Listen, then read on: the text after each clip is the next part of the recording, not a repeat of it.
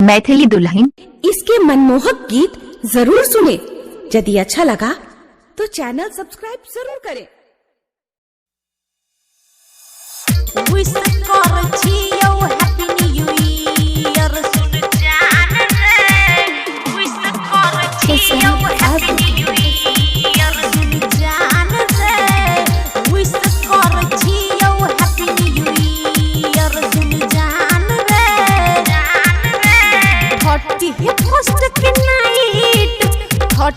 First के night में चले जहाँ मुर्गा पियर।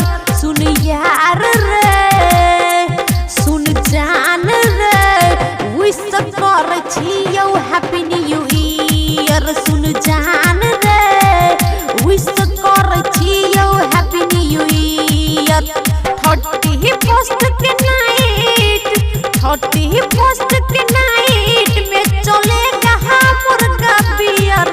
सुन जान रे, सुन जान रे, विश कर छियौ हैप्पी न्यू ईयर। सुन जान रे, विश कर छियौ हैप्पी न्यू ईयर। सुन जान रे।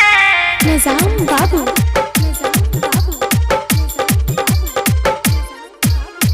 गंधराई।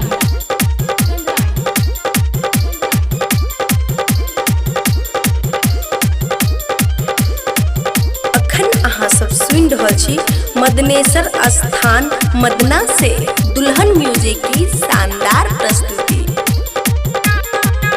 नया साल में चल के हम टूर पे, पार्टी साटी होगी कहीं जाके घर से दूर पे, जाके घर से दूर पे। हाँ, नया साल में चलेंगे हम टूर पे, पार्टी साटी होगी कहीं जाके घर से दूर पे।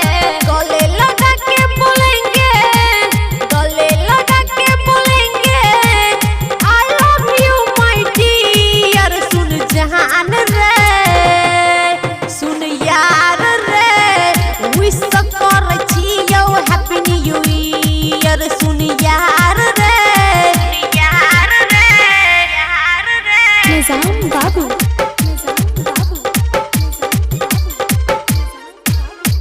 गंधराई।